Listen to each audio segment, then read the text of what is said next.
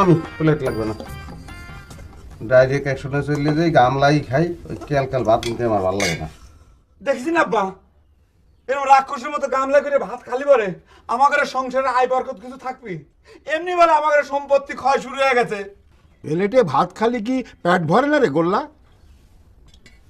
না আমু বিরক্ত লাগে, ওই পকিলে হানি একটু একটু করে ভাত লবো আর খামু, এই হয়। ছোটকালে তো এই গামলায় খাই, কই আমাকে ফ্যামিলির আয় বরকত তো কম। নিজেদের বাড়িতে এত আয় বরকত থাকলি পারে, তাহলে পারে এই মামার বাড়ি এসে পড়ে থাকতি না, বুঝছিস? এই বহর, তুই এমন ভাবে কথা করছু মনে করছেন গোল্লা সারা বছর মামার বাড়িতে এসে পড়ে থাকে। কইতে দেন মামানি, কইতে দেন।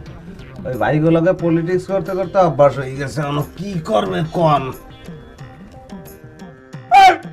তুই কি করলু? তুই আব্বার টিম নিবি কি করবি? ডাল যে ভাত খাইতে দিন ওরা। তাই বলে তুই আব্বার টিম নিবি?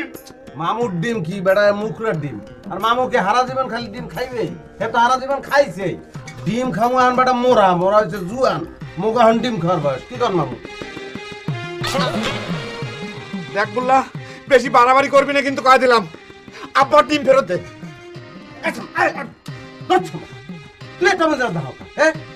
মামুর ডিম খাইতে আছে ভাই নাই, হিসাব হবে হাগো মধ্যে। তুই ডাইলের মাল ডাইল যে ভাত খাইলি, দরদ দেখা হবে না। সংবাদপত্র পড়ো, রেডিও দেখো, সেখানে কি বলে? এই বয়সে একটা বয়সের পরে ডিম খাওয়া যায় না। ডিম খাইলে আস্তে করে ব্লাড প্রেশারটা বাইরে যাবে, আমাকে মামুর টাস করে মরে যাবে। ডিম খাওয়াও না আজরাইল বলা বেটা। মামানি, ডিমের মূল জিনিস হয়েছে আপনার কুসুম। মনে করেন যে একটা নির্দিষ্ট, দেখা হ্যাঁ, ওই মনে করেন যে বয়স 30 যদি বাড়াই যায়, ডিমের কুসুম তার জন্য হারাম।